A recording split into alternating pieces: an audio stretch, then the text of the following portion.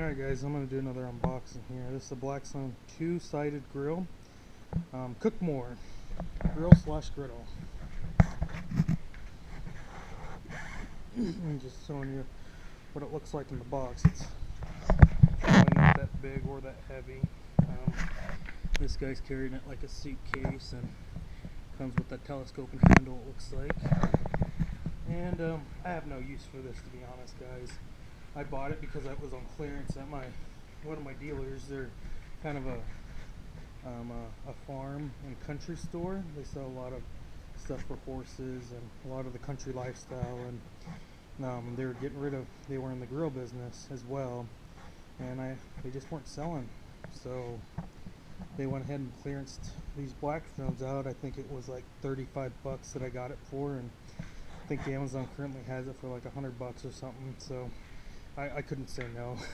Even though it might not ever get used, it was worth it to me. I don't know if I'd spend 100 bucks on it. Maybe after we unbox it and see the quality or what it looks like, I might change my mind, but let's go ahead and get into this. Alright, I took those plastic bands off and the tape, so let's see what comes in the Blackstone Dash.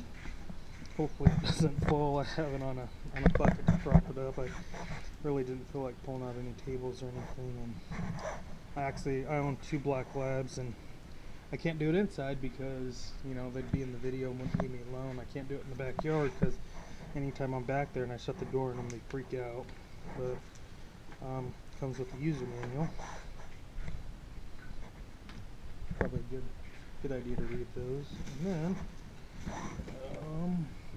let me go ahead and pull this out. I can't do it one-handed, and we'll see what it looks like. Alright guys, I pulled it out. This thing was packaged really good. I think I could chuck this off a moving truck and not dent up this grill. It was pretty tight, but this looks like it's the fuel regulator.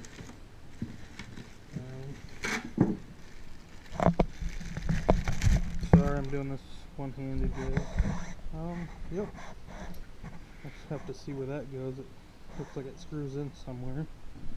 And then see what we got in here.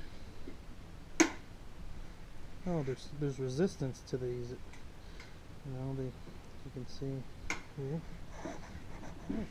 And a nice little strap to keep the lid from popping open. So that's kind of nice. I'm guessing that's how that works. Fuel type is propane. The heat output is 7,000 BTUs, and it goes over 425 degrees. 247 square inches. You got a grill and griddle. Travel method, you can pull or carry, as you can see in those pictures I showed you in the box, and then it's a 1-year limited warranty. So there's not much to it. Holy cow, this is pretty light. And here's a burner.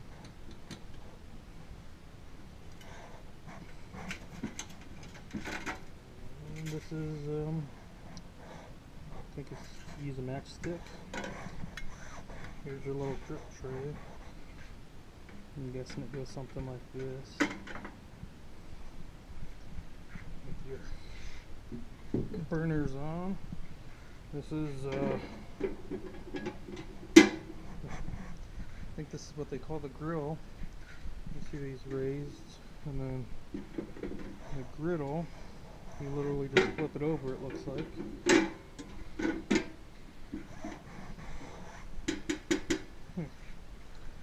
Alright, well, let me get this screwed in here. Let's see what it looks like. I can do it with one hand. I should probably read the directions and see if I need to put any tape or what needs to be on. Let me open the directions. For me, it seems hard to believe that it just kind of wiggles, but let me figure it out and then I'll get back to you. Alright guys, we're at the directions, and it says to lightly tighten with the screw, but this will still pivot. I just find that weird, but I could see how it just stayed still with the propane tank like that, you know. Sorry. I actually like the way this is designed. I figured this, this is gonna fall off, but once you get this griddle part off, this isn't coming off, you know, which I really love. I thought you were gonna be able to tip it off, but to get that off, you just lift up on the griddle and lift this up. And so you put everything back in. And the directions say to remove this regulator after every use and put it inside the griddle, but I think, to be honest, that's going to be a pain in the butt to do. But I'll go with what directions say, you know. They know better than I do. They designed the thing. And let's shut this, and well, maybe if we put this back in, get a better seal.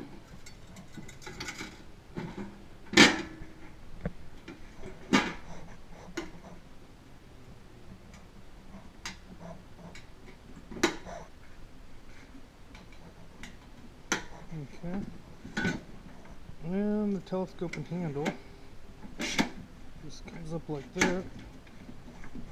Looks like that's as far as it goes. I can see why they want that regulator off, because if you're walking with it and you hit something, you're going to break that right off. That totally makes sense now. Okay, let's see if we can prop it up, and you know, it's not too awkward to carry, but let's take the legs out. The legs are actually stored underneath here, and they screw in, it looks like, on each one, and then they pop in with this rivet. So let me go ahead and get that started, and we'll see what it looks like. Alright guys, all I did was take these off from these little areas and screw them in. I'll take one off so you can see, you know, the four pieces. You screw it in here, and then you just pop it in, and there's a little pin, and then you lift this up. This is keeping in place because of these bars, so it doesn't move. But to set it up, it looks like you lift this up. There's this piece here, snaps in. Then you lift this handle up, and I don't want to damage this. Let me flip it over real quick and see what it looks like. Alright guys, this is what she looks like, all propped up. I went ahead and just put a propane tank in. You can see what it looks like. The handle actually is kind of the tripod. Stick this on. It's actually pretty sturdy. I'm pleasantly surprised on. I thought this was going to be all over the place, but actually it's not too bad. I'm actually impressed with this little dash.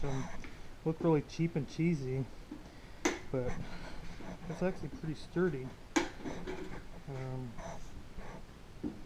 Let's take this off, see if we can light it. I don't know how much propane I have in this little tank. I don't think I have much, but the lighting procedures are you push down to turn, and you turn it on, and then there's a little ignition button here, and there it is. It's, you can see it's real hard to tell.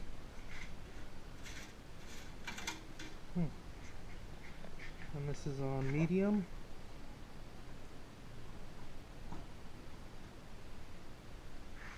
I'm not quite sure. Low, medium.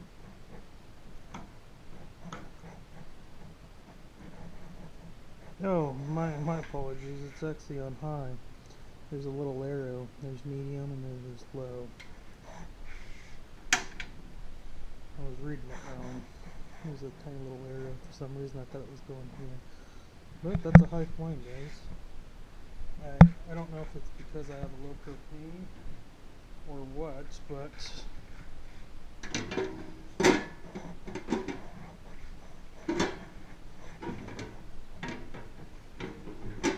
nope, I have the sonar on. That's why it wasn't going in. Okay. Well, there she goes. I'm assuming it's like the Weber Q. You have to keep it shut. I'm grilling, I'm not quite sure. I'll have to read the directions, but I just wanted to give you guys an overview of what it looks like. I'm actually pretty impressed with this thing. I think I'm actually going to keep this in my car, and whenever we're out somewhere, and we'll just pull it out. You know, those Webers, like I mentioned. I just did a comparison. The little one is going to be staying in my boat, and then that other big one will stay in the backyard, and then this one I guess I'll just keep with me at all times. Oh, that gets hot pretty quick. But if you guys have any questions or comments, I know this is not the highest quality of video, and I apologize for that, but if you guys want to see anything else, just leave a comment down below. Thanks for watching, guys.